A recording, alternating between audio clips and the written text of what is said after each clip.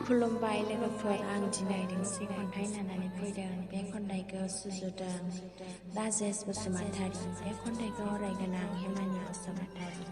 खन्थाइनि मुं दाहानि मोदै।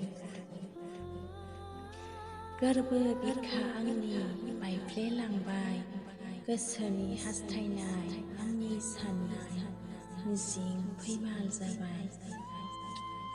जिउआव नोंखौल' मोननो हास्थायनाया आंनि खाब जाबाय।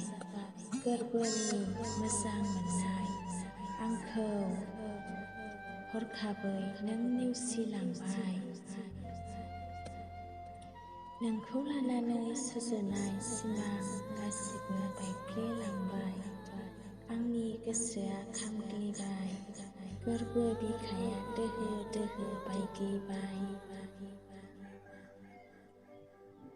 फैमालनि मिजिंआ दुखुल'सै, थाइनै मेगननि मोदै बोहैलांबाय। आंनि मोदै हुगारब्लाबो राननो रोंला, मेगनावल' बोहैलांसै।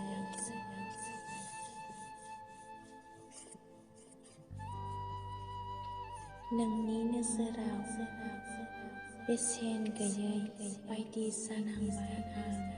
जिउ सोलेर गासिबो बुहुमाव थांनानै थानो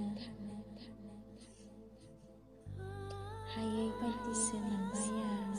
नोंखौ हास्थायदोंमोन, आंनि गोसो गोरबोआ बुरखायब्लाबो हालिया गोसोखौ सिरियै दोननो। खन्थाइया एसेनोसै, गोजोन्थों।